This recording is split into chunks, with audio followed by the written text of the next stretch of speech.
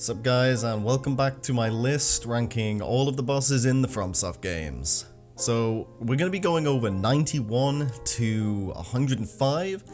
We're kind of exiting the okay zone and moving into the this boss is not very good zone. I will still have some nice things to say about a lot of the bosses like that we have left to go, but also not a lot of great things, like quite a few bad things.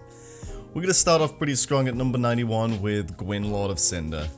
So, let's be real here. I'll get to the things I like real quick. I think the atmosphere of the fight is cool. I like Gwen's design, I guess. I really like his sword, oddly enough. I like the thick sword design of his greatsword.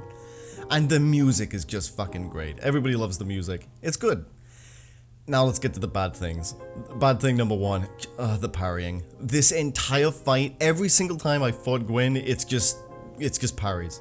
Just parry spam, parry spam. This is the final boss. It shouldn't be a fucking parry match. It's infuriating. It's a shame.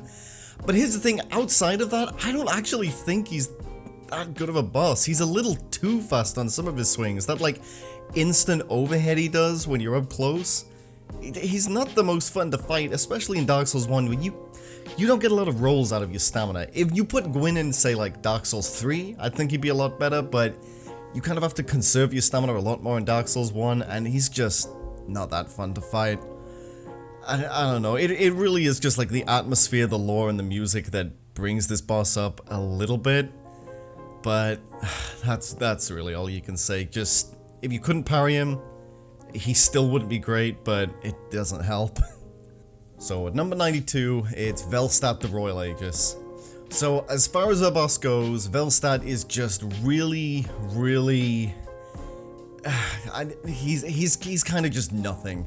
He has a 3-hit swipe, a 2-hit swipe, a 1-hit swipe, like that. It's nothing. His moveset's so monotonously boring, but it's not a bad moveset, so I don't hate it.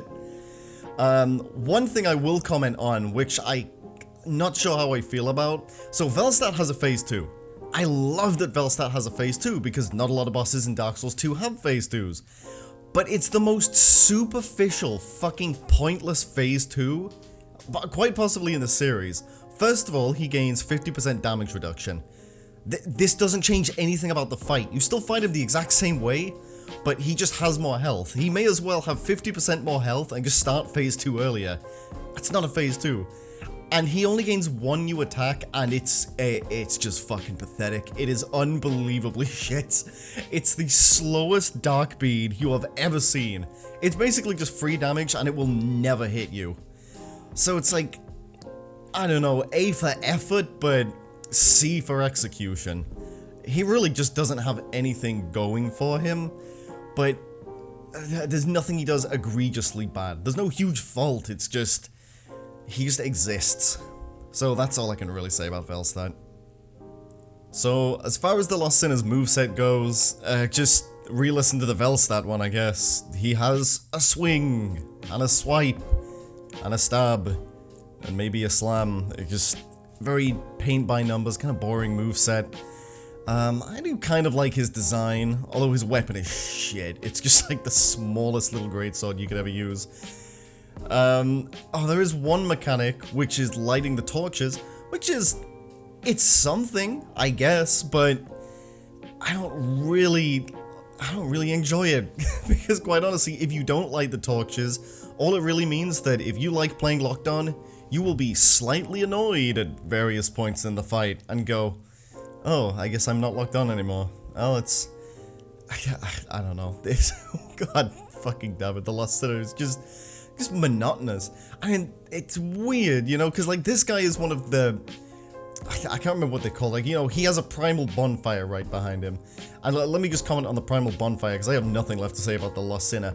Holy shit, it is the ugliest fucking room in the game. I know they changed it because, oh wait, did they change it? They might have changed that. I can't remember if the DLC area's in there now. But it's literally just a square box with nothing in it and a primal bonfire. It really just wraps up the fight real well. Like, oh, did you enjoy the Lost Sinner? Yeah, probably not. Fuck it, here's a square. Yeah, there's like nothing to say about the Lost Sinner. He's just white bread dipped in tap water. In hindsight, I feel like if this boss wasn't repeated so much, I could reasonably put him a little higher because he's not too bad to fight. But I think the fact that you fight him so much is honestly what brings this boss down, because I'm so used to fighting the flying dragons that whenever I get back to flying Dragon Gil, it's not like, oh, let's remember how to fight this guy. It's like, oh, I just finished the playthrough and I fought him 17 times, so it's just him again. You kind of get used to the moves so much, it does bring it down a little bit. I don't dislike the flying dragons though, and I'm labeling this guy Flying Dragon Gil. Again, I'm going off sort of like a great enemy felled thing, and I think just putting one of these bosses in there makes sense. Oh my fucking god. I'm gonna leave that in.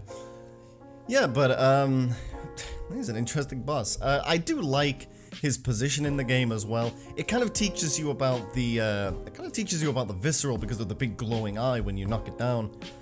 And I think it's a fair challenge for this early in the game. Definitely one of the first, for new players at least, one of the first field bosses you'll actually be fighting. I know the first field boss you see is the Tree Sentinel, but again, for new players, I think he's just gonna kick the shit out of you, and you'll come back way later, maybe after fighting the dragon.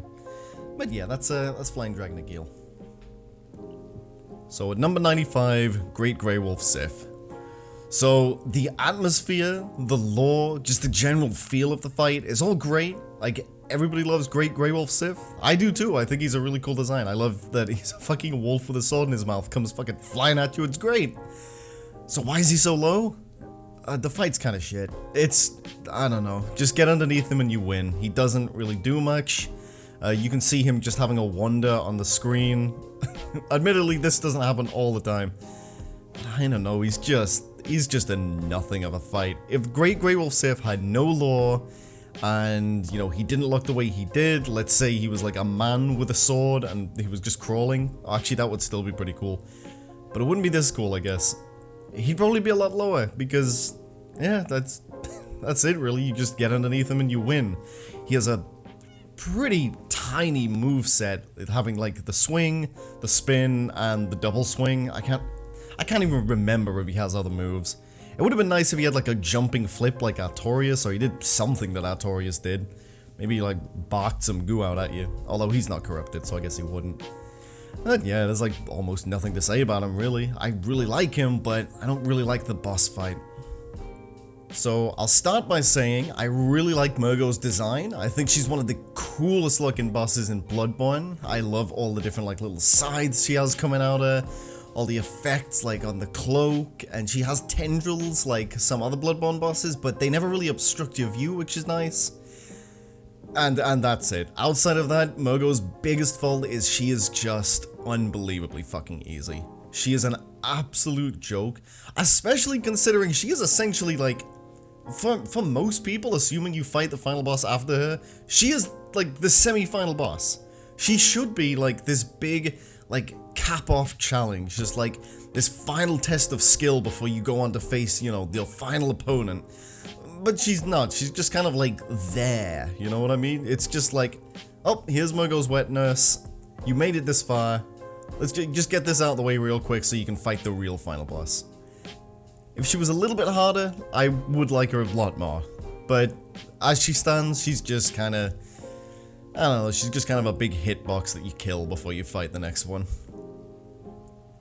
So, at number 97 from Elden Ring, it's the Fire Giant. So, Fire Giant does have a few issues that really kind of do hold him back. Number one, I get they wanted this to be like a big tanky boss, but holy Christ, man. The health bar is such a fucking grind, and on a boss that can practically two-shot you with almost everything. One-shot you even if you're not running like a higher vigor build. Oh god, this can be so fucking tedious. Dying right near the end of killing him has never felt more punishing, because now you know that not only have you died to the boss, you have to fight 5, 6, 7 fucking minutes to get to that point again. It's just a piss take sometimes. I'll also say that in phase 2, they switched the target, like, you know, his weak point from his leg, which was kind of a weak point, to his hands. Except this boss really does suffer from the issue where his weak spot, it's not his head, it's his hands, but he has his hands in the air for so many fucking attacks, and it's so fucking irritating when you run in thinking, oh good, I can punish him, I dodged his attack, but no, he's starting his new attack where he lifts his hand in the air and puts it on his head and rams it up his own ass so you can't get to it. Also, sometimes when you attack his hand, it doesn't even fucking count. It thinks you hit him in, like, the wrist or the elbow, and you take, well, he takes reduced damage still. Oh, God, this guy is just so fucking annoying to fight sometimes. But he does have a decent amount of interesting attacks that are fun to dodge. I like his flame attacks in his second phase. First phase he doesn't really do much. Once you're underneath him, you can kind of just stay underneath him, hop on the horse and run up to him if he ever rolls away. My god, just fire giants a huge fucking grind.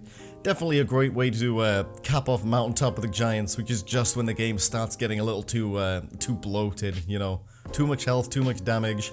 Well, he has way too much health and way too much damage, just to let you guys know what you're in for.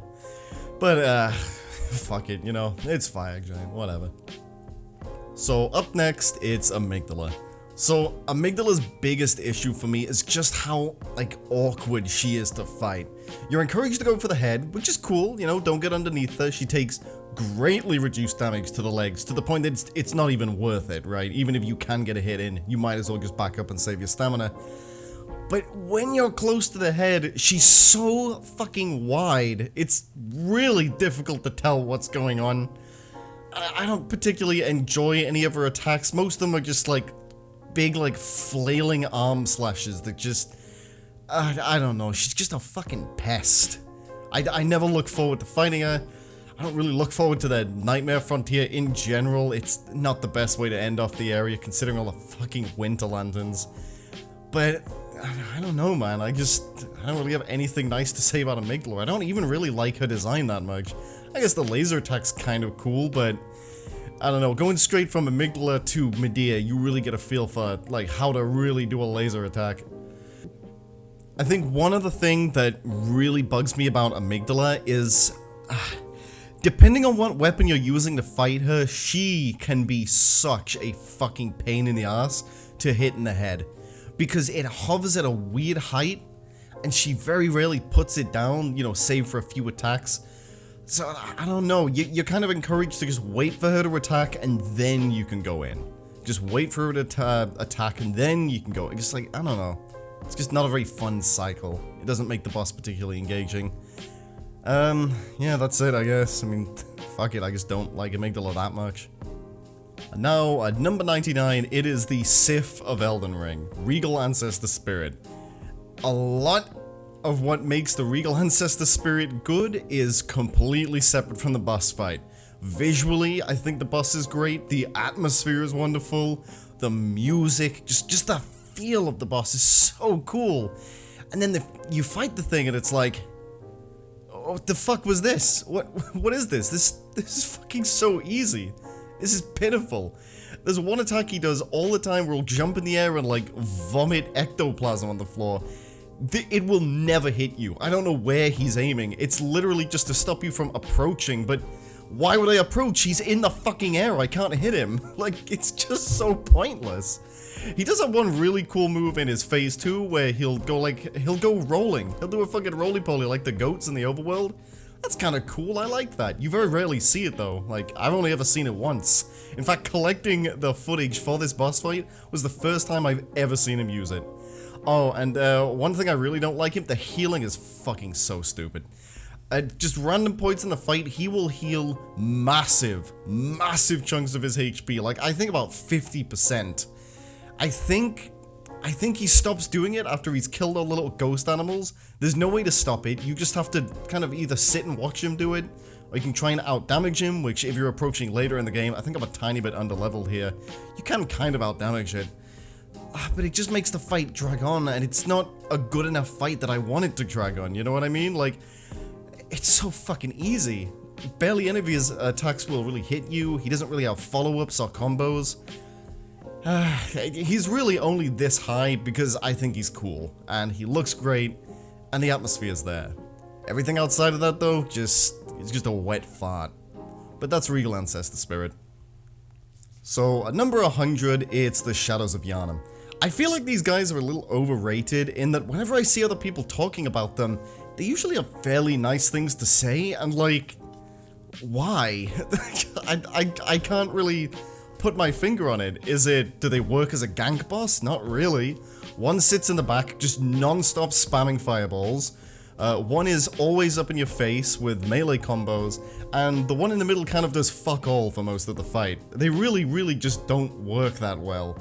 They feel lazy. I know that in the early versions of the game, this was going to be a big snake boss. It's a shame that we didn't get that, because they appear as enemies later on in the game, so it's like, you know, you'd get to face them either way. They even appear in bigger groups if you didn't think this was ganky enough. The snakes in Phase 2, kind of irritating. I guess the designs are cool-ish, but again, they appear later in the game, so they're just a reused asset that, you know, for that. I mean, fuck me, man. They're right at the end of probably one of my least favorite areas in the game. I hate the fucking woods, it's so boring. But, I mean, at least they have a Phase 2, you know, I will praise that point. Even though I just said the snakes are annoying, it's a gank boss with a Phase 2, that's cool, you don't usually see that. But there's not really anything else I can say about the Shadows of Yharnam. They're just not that fun. But because of Bloodborne's fast-paced combat, they don't feel too overwhelming. It's very easy to run away if you feel like you're getting, you know, backed into a corner. They could have been better. I would have preferred the giant snake ball. Even if it was a shit fight, at least it would have been a unique fight and not just 3 enemies, you know? So, apologies, but I left all of my stream overlays on this one because I fucked the recording up. But let's talk about the Crystal Sage. So the first time I fought the Crystal Sage, he was really hard. He was really overwhelming, just non-stop magic, holy shit, what do I do? But now that I know how to fight him, he's just an absolute fucking joke. Probably one of the easier bosses in Dark Souls 3. This guy has no poise, you can interrupt all his attacks, you can just stun lock him almost to death. It's not uncommon to knock off like a full third of his health every single teleport cycle. He's just too fucking easy. The gimmick in the second phase is interesting, it's cool, I like it, I think it's more, like, it's well executed, better than the Fool's Idol at least. But he's still just so easy once you get used to dodging the magic. There's just not much going for this guy. You do get, at some point, his sick fucking hat, the armor piece. I know that's not related to the boss, but it's tangentially related to the boss, so it's maybe an upside. Maybe that brings him 1 space up. Ultimately, there's not a lot good you can say about the Crystal Sage. He appears later in the game, kind of. It's sort of like a little toned down one in the... not the Duke's... is it the Duke's Arch? You know, the big library. Fuck it. So, at 102, we have the Pursua from Dark Souls 2. Now, I'll get to the good things about this boss. I actually don't have that many mean things to say about him. So, first of all, the arena you fight him in, you have the ballistas, which gives you a really cool way to cheese the boss, I guess. And the boss isn't too difficult, so you don't, I mean, you don't need them. But it's cool to have it there. I also really like the option to fight him super early.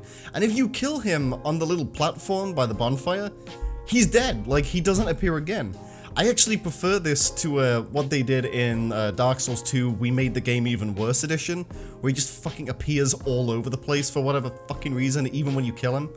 I don't know, man, I just think that's stupid. And there's some really dumb places you can fight him where you can, like, fall off these weird ledges when you're locked on, or if you step even a centimeter out of the boundary, he just despawns. It's just so fucking stupid. Oh, there's also, in Drangleic Castle, if you push the game to New Game Plus 1, you can fight 2 of them at once, which is actually really fucking difficult, but, I mean, it's not a boss that you're meant to fight 2 at a time, you know, it's just like every other Dark Souls 2 gank boss. So yeah, I mean, the only reason he's so low is he's just kind of easy and a little boring, he doesn't really have much going for him. Oh, the hitbox on his grab attack is inexcusably shit, just like pretty much every Dark Souls 2 grab attack. Because it's a stab, so if you're stood, like, by the hilt, you're going straight to the tip. You are teleporting onto that blade. God, it's just miserable. I don't get hit by it in this fight, because I give him a real wide, you know, real wide berth. You can also kind of just walk underneath a lot of his attacks. He doesn't track you particularly well. I'll end by saying that, like, my ideal scenario for the Pursua is kind of similar to the way it is now, except let's say he has 5 different locations he can show up in, and the last location is like a final location where he never despawns. But they just make him like a super fucking difficult and, like, you know, high damage, high health boss. And the idea is that you're pursuing him, and every single time that you don't manage to kill him, he'll just teleport to the next area. That could be kind of cool. Because the way they did it in the first one, he only has the one spot you can potentially kill him in. And the way they did it in the second game is he just keeps appearing even after you kill him. So he's not really the pursuer, he's more like the fucking ghost you keep murdering. Whatever. There's the pursuer. So at 103, it's the Gaping Dragon. Alright, good things. He has a tail cut. It's a pretty cool weapon. Visually, this boss is really, really good. Incredible design. You know, great entrance when this just massive beast comes up, really imposing. That's it. Let's get to the actual fight. It's just fucking pathetic. Like, this thing will almost never hit you. He's so slow, so telegraphed. He has a decent amount of health, but you will just chew through that health bar because he just doesn't do anything. This slow, lumbering fuck. Even when you get up close, he doesn't have any attacks that will, like, you know, like, quickly hit you like a kick or a slash. He'll get up and he'll slowly get ready to turn around. And then he'll turn around. And then he'll get ready for another slow attack. And he just doesn't do anything. It's just not the most interesting fight. And it really is a shame, because like I said, I love this guy's design. I think he looks great. But yeah, the fight itself is just, it's nothing.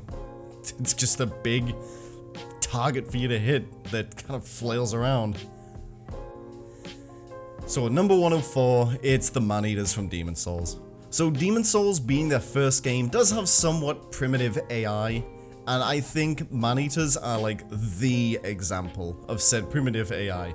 This has got to be one of the saddest fights in the series. Like, they do have a little bit going for them. I think the design is kind of cool. The idea of fighting 2 bosses on this little bridge, you know, it's a cool challenge. It's a cool challenge, but oh my god, I fucking don't like these guys. They're so fucking tedious and annoying to fight.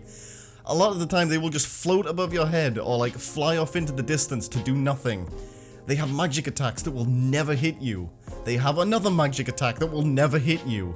They have a kick, I think. I can't really tell what they're doing because they'll just hover above your head, just doing nothing. It's so horrible to fight. It's like watching a fucking old man try to crawl up the stairs. Oh my god, I sound like I hate them more than I do.